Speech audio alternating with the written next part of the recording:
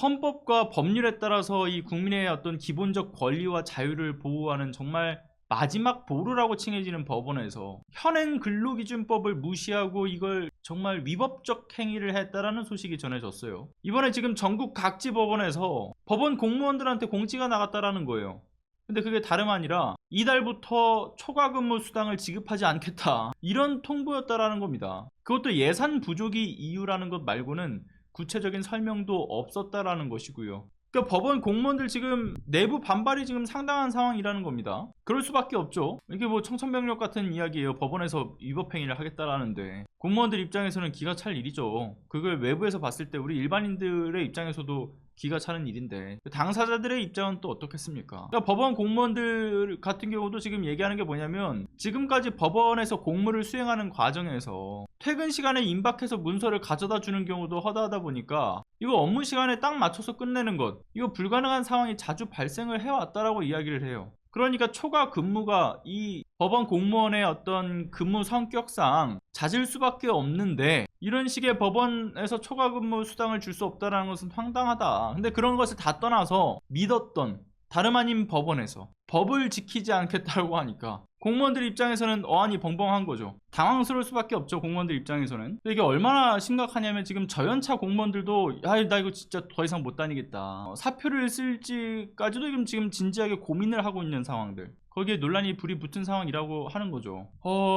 보니까 지금 법원 내부 게시판에서도 지금 난리가 났다랍니다. 대법원장을 만나러 가자라거나, 아니 일을 시켰으면 돈을 줘야 되는 거 아니냐, 이런 성토의 목소리 지금 게시판을 꽉 채우고 있다는 거고요. 그런데 이제 법원 행정처 측에서 이게 지금 문제가 걷잡을 수 없이 막 커지니까 뭐 내부 반발도 상당하고 하니까 뒤늦게서야 이 관련된 공지가 나간 것에 대해서 뭐라고 이야기를 하냐면, 아니 올해 편성된 예산 범위 내에서 이 초과근무 수당의 취지에 부합하는 배정 방침을 세운 것, 이것이 일부 법원들에서 오해를 했던 것 뿐이다 라고 주장을 합니다. 하반기 수당 예산은 전혀 고려하지 않고 이 상반기 예산이 많이 떨어졌기 때문에 그래서 수당 지급을 못하는 것으로 인지를 해서 각각의 일부 법원에서 이걸 잘못 고지한 해프닝일 뿐이다 라는 것인데, 아니 일부 법원이 아니라 거의 전국 법원 차원에서 관련된 연락을 그 법원 공무원들에게 돌렸다라는 것이 확인이 됩니다. 심지어 이게 법원 행정처 공문도 없이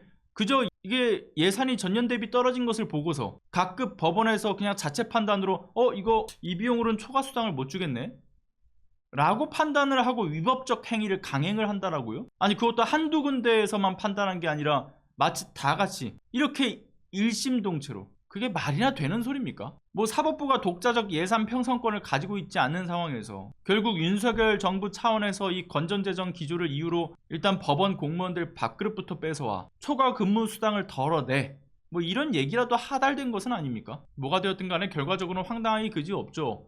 아니어도 장시간 근로 관행이 여전한 우리나라 사회 속에서 초과근무 수당에 대한 미지급 문제, 이거는 근로자의 권리를 침해하는 심각한 위법적 사안으로 대두되어 오지 않았습니까? 그래서 근로기준법에 따라서 주 52시간 이걸 초과하는 근로에 대해서 통상 임금의 50% 이상을 초과 근무 수당으로 이제 지급하도록 명시가 되어 있는 것이고요. 물론 그럼에도 불구하고 여전히 많은 사업장에서 이걸 보상하지 못하는 경우가 이게 빈번한 어떤 심각한 사회 문제로 또 남아 있고요. 근로자의 기본 권리를 침해하는 것일 뿐만이 아니라 이 국민의 건강과 삶의 질에 있어서도 부정적 영향을 끼치는 만큼 이에 대한 적절한 보상이 이뤄질 수 있도록 이 문제를 해결하기 위해서 기업적 차원에서의 노력은 물론이고 정부의 적극적인 개입 역시도 필요한 일이지 않습니까? 근로기준법이 준수되고 있는지, 초과근무에 대한 모니터링도 필요한 것이고, 이를 위반하는 행위에 대한 엄중한 처벌 대책도 뒤따라야 되는 일이기도 한 거죠. 그렇게 장시간 근로 문화를 개선하기 위한 시급한 과제로서 받아들이고 이걸 앞장서야 될 이들인데, 그 심지어는 무엇보다 법을 집행하는 기관인 법원에서, 아니 뭐 법원이 5인 미만 사업장입니까? 아니잖아요. 그런 사법기관이 이걸 어기겠다라는 것, 이건 뭐 행정부만 무법지대가 아니라 사법부 역시도 무법지대다, 이런 사실상 대혼돈의 시기 아닙니까? 법을 수호해야 될 이들이 법 없이 살겠다라고 하거나 적극적으로 조직적 계획적 범죄를 저지르는 일이 정말 만연한 작금의 시기에서 정말 많은 곳이 골마서 썩어 문드러지는 상황을 보면 정말 개탄스러운 마음을 금할 방법이 없습니다. 윤석열 정권 하에서 무너진 법치가 이렇게 곳곳에서 부작용으로 일어나는 거라고 보고요. 이렇게 더해진 어떤 이 법원의 불신까지, 이게 국민이 이제 도대체 누굴 믿고 자신을 맡기겠습니까? 22대 국회의 역할과 책임이 그 어느 때보다 막중하다라는 생각이 드는 그러한 소식이기도 한 것 같습니다.